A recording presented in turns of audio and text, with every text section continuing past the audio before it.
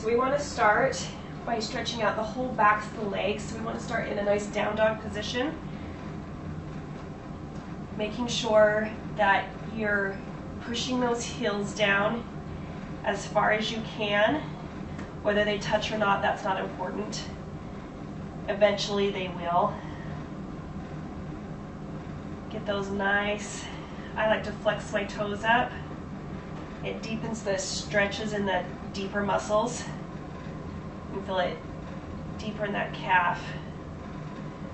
Also, you want to stretch out those hamstrings.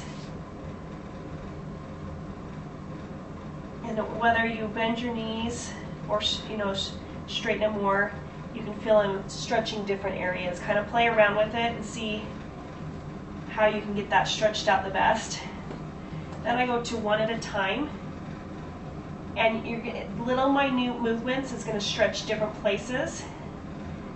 So I'm just going to start with pushing that heel down and bending the knee just slightly.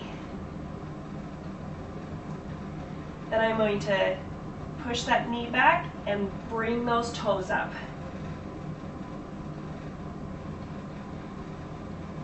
Then I'm going to collapse in on that arch. So you're going to roll your ankle in. You're going to feel these different spots that it's stretching.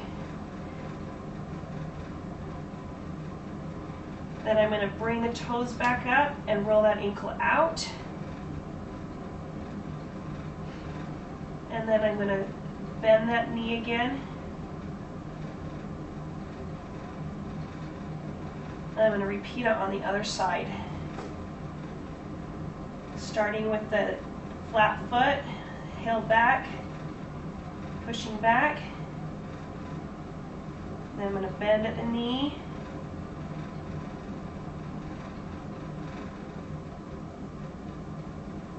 I'm going to push it back and lift those toes.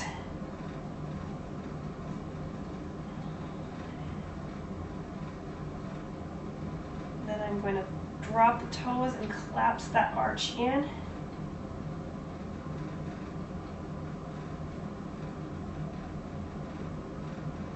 And lift the toes again.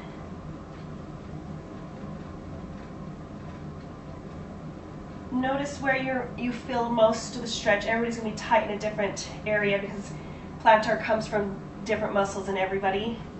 But it comes from tight calves, tight ankles. Okay, go to 2 at a time. You're going to come up on your toes and we're going to bend into that. And this is getting that plantar. Don't do it so much that it's causing you a lot of pain, just a stretch. Go to that area. If you can go all the way into it, pushing, eventually you want to be able to do that. So pushing with your weight of your butt, and you're going to roll in on the toe part.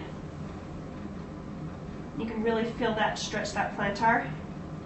Don't do it this deep until you feel like you can. You don't want to tear the plantar by doing this. And then you're going to roll out. So at first you just want to stay in these positions and come up and down.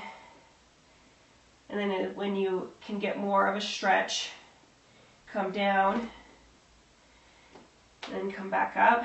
And then you want to always stretch out the tops, the fronts of the ankles, and you want to push into that and kind of roll around to where you can feel that you need to stretch the most.